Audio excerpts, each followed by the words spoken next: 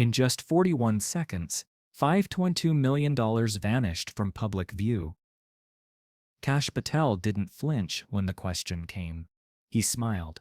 Cameras captured every muscle movement. The hearing room held its breath. What did Johnson uncover that made America's FBI director go completely silent? At exactly 2:47 p.m. on February 14, 2025, Congressman Hank Johnson walked into the House Judiciary Committee hearing room carrying a manila folder. His face was stone. No press release, no advance warning. Just Johnson, his evidence, and Kash Patel sitting across the chamber like a man who had never lost a political fight. But this wasn't about politics anymore. Johnson opened the folder. Director Patel, do you currently hold any financial investments in Chinese companies? Patel's response was immediate, confident. Congressman, I've disclosed all required financial holdings. Every dollar is transparent and compliant with federal ethics guidelines. The room relaxed. Standard hearing stuff. Johnson didn't blink. That wasn't my question, Director. 37 seconds of silence followed. You could hear the air conditioning humming. Reporters shifted in their seats. Patel's jaw tightened almost imperceptibly. Then, Johnson said 5 words that changed everything. Let me show you this. The document hit the table with a soft thud. Bank of America letterhead. Account statements. Stock Collado, Chinese company names in neat rows with dollar amounts that made grown politicians gasp. Baidu Company Limited, 1 Tencent Holdings, China Construction Bank, 1 Alibaba Group, Cat L Battery Technology, total exposure $5, $2 million in Chinese stocks. Patel's face drained of color. His hands, which had been gesturing confidently moments before, went still, dead still. Director Patel, Johnson's voice cut through the chamber like a blade. Can you explain why your financial disclosure forms show 0 Chinese investments while your actual portfolio tells a very different story? The hearing room erupted.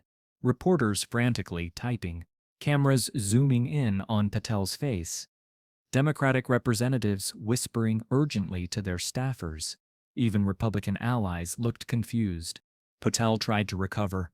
Congressman, I believe there may be some confusion about— There's no confusion, Johnson interrupted, sliding another document across the table. This is your signed FBI ethics disclosure from January 15th. Page 3, line 14. No foreign investments or holdings. Your signature. Your oath. Twitter exploded within minutes. Patel Chinese stocks trending worldwide. Fox News cut into regular programming.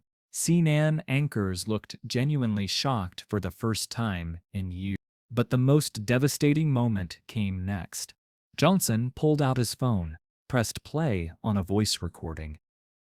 Patel's own voice filled the chamber.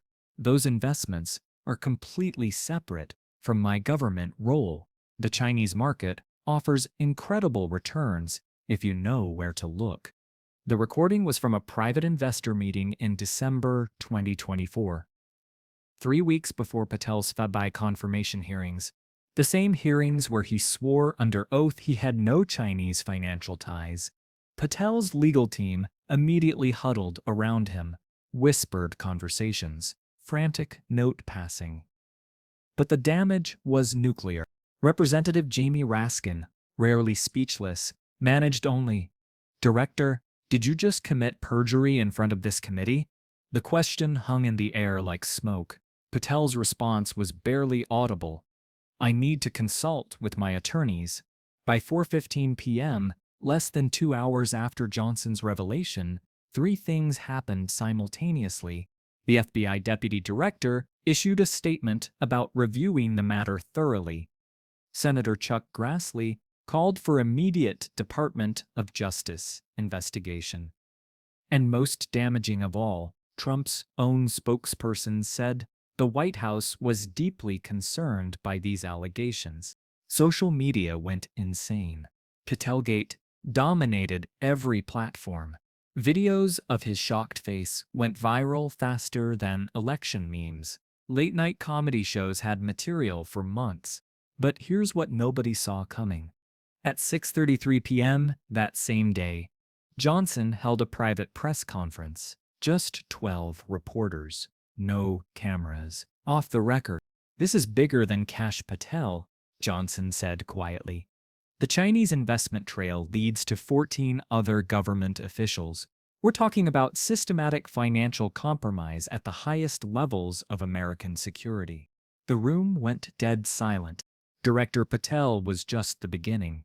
As of this writing, 3 FBI officials have been placed on administrative leave. The Senate Intelligence Committee has opened a classified investigation, and Kash Patel, the man who promised to drain the swamp, faces potential criminal charges for lying to Congress about foreign financial entanglements. The $5.2 million portfolio that Johnson revealed wasn't just about money. It was about trust, about transparency, about whether someone with secret Chinese financial interests should be running America's premier law enforcement agency. Sometimes the most powerful weapon isn't classified intelligence or political connections. It's a bank statement, properly obtained and strategically revealed at exactly the right moment. The question now isn't whether Patel will survive this scandal. The question is, how many others will fall when Johnson reveals what else is in that manila folder? But Johnson wasn't finished, not even close. At exactly 7:48 p.m., as news networks scrambled to process the day's bombshells, Johnson's office released a second statement. This one had bite marks. Additional documentation obtained through proper congressional oversight reveals Director Patel's Chinese stock purchases coincided with classified FBI briefings on Chinese cyber threats. We're examining whether this represents potential securities fraud, or worse. The timing was surgical. Stock purchases dated February 3, 2024. FBI briefing on Chinese hacking operations, February 2, 2024. One day apart. Patel's investments weren't just ethically problematic. They might be criminal insider trading. Within hours, the Securities and Exchange Commission issued a terse statement. The SEC is aware of recent allegations and will coordinate with appropriate federal agencies as warranted. Translation: in Washington's speak, Kash Patel was about to get investigated by everyone. Meanwhile, behind closed doors, the real drama was unfolding. Sources close to the Trump administration revealed frantic damage control meetings, chief of staff conversations about limiting exposure, press secretary strategies for managing the narrative. But this scandal had legs.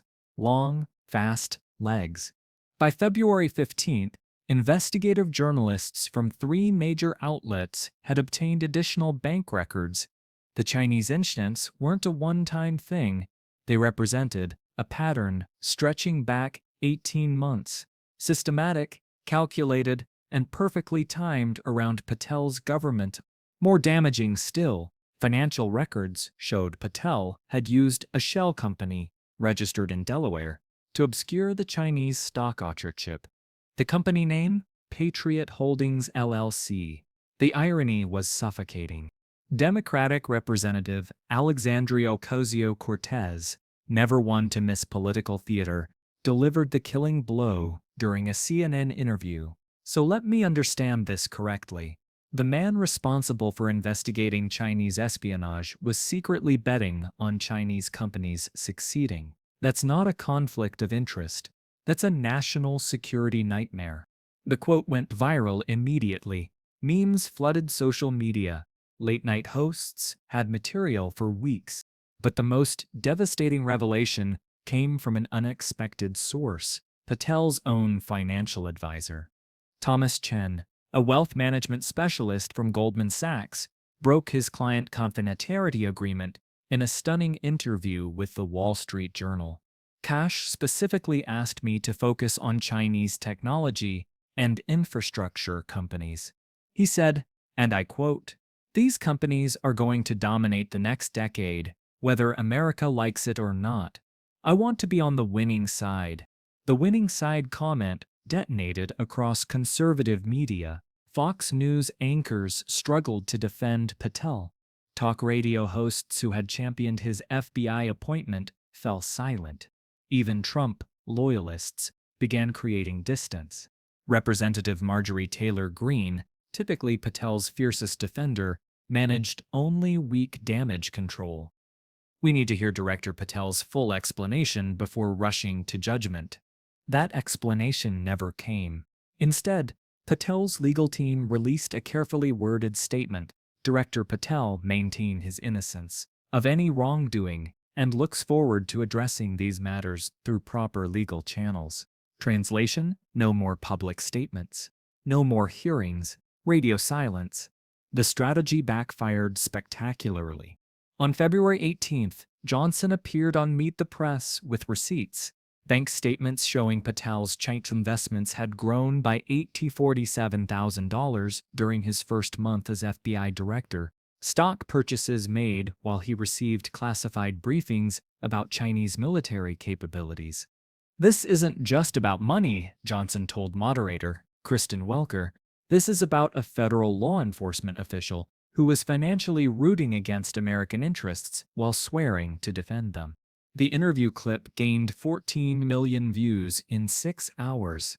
By February 20th, the political pressure reached critical mass. Senator Mitch McConnell, speaking for Republican leadership, issued a rare public rebuke. These allegations, if proven accurate, represent a fundamental breach of public trust that cannot be ignored or explained away. When McConnell abandons you in Washington, the game is over. At 3:22 p.m. on February 21st, exactly 1 week after Johnson's initial revelation, Kash Patel submitted his resignation letter to President Trump. The letter was 1 paragraph long, no explanations, no defenses, just, due to recent controversies, I believe my continued service would distract from the FBI's vital mission. The resignation triggered immediate chaos. FBI field offices issued confused statements. Congressional Republicans scrambled to distance themselves from Patel's appointment. Democrats demanded expanded investigations into the entire vetting process. Trump's response was characteristically unfiltered. Kash was treated very unfairly by the fake news media and corrupt politicians, but sometimes good people make mistakes. The lukewarm defense fooled nobody. Patel was politically radioactive. But Johnson's investigation had opened floodgates that couldn't be closed. On February 23rd, House investigators revealed that 4 other Trump administration appointees held undisclosed Chinese investments. Names weren't released, but sources indicated senior positions within defense and homeland security. The Chinese stock scandal had metastasized into something much larger: systematic financial compromise of American security officials. What happens when the people trusted to protect America's secrets are secretly invested in America's greatest rival? And if our FBI director could hide $5.2 million in Chinese stocks, what else might be hidden in plain sight? The answers, according to congressional sources, are coming sooner than anyone expects. Johnson's Manila folder apparently contained 23 other names. The Patel revelation was just the appetizer. Sometimes the most powerful weapon isn't classified intelligence or political connections. It's a bank statement, properly obtained and strategically revealed at exactly the right moment. And sometimes that moment changes everything. But the story doesn't end with Patel's resignation. It gets worse. 3 days later, the New York Times revealed that Patel's Chinese investments were part of a broader Beijing influence operation targeting American officials. Goldman Sachs had received specific instructions from Chinese intermediaries about which officials to approach with lucrative investment opportunities. Former CIA Director John Brennan delivered a chilling assessment. This appears to be a sophisticated foreign influence operation designed to compromise American security officials through financial entanglement. The national security implications were staggering. How many classified briefings had Patel attended while financially invested in Chinese success? How many FBI investigations were compromised? On February 26, FBI Deputy Director Paul Abadate announced an immediate review of 84 active cases handled by Patel. Hundreds of agents were reassigned. International intelligence partnerships faced scrutiny. Johnson had become Washington's most powerful player overnight. His revelation triggered the largest counterintelligence review in FBI history. But he kept his cards close, admitting privately that Chinese financial penetration was beyond anything we imagined. On March 2nd, the investigation claimed its second victim. Deputy Defense Secretary Sarah Chen resigned after investigators discovered $3.1 million in Chinese tech stocks hidden offshore. Like Patel, her investments followed classified briefings on Chinese military capabilities. The pattern was undeniable. Systematic Chinese targeting through investment opportunities, create financial dependency, then leverage it for critical decisions. Senator Marco Rubio captured the gravity. We're dealing with a coordinated assault on American national security through financial warfare. Foreign allies implemented new restrictions on intelligence sharing. British MI6 expressed serious concerns. Israeli Mossad pursued China-related cooperation. Australia and Canada reviewed partnerships. The Patel scandal had damaged America's global intelligence credibility for years to come. Johnson's investigation revealed systematic Chinese targeting across defense, homeland security, justice, and treasury. By March 15th, 7 officials had resigned. 12 more faced investigation. The FBI's counterintelligence division was rebuilt from scratch. The Chinese stock scandal had evolved into the most significant national security crisis since the Cold War. And Johnson's Manila folder still contained unrevealed names.